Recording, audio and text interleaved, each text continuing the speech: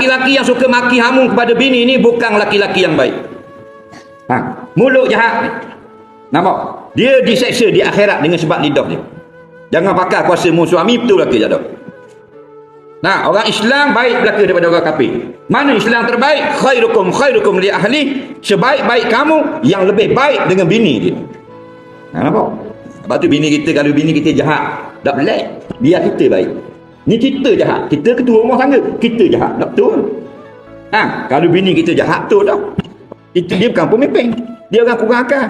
Ni kita, Nabi kata ar-rijalu qawwamun 'alan nisa. Suami tu ketua, bos. Dah bos jahat berat dah. Patut suami nasihat. Biarlah yang maki tu lihat bini kita. Kita tu kan dah baik kata gitu, jangan kata gitu. Tu baru suami. Ni suami tu kan maki bini.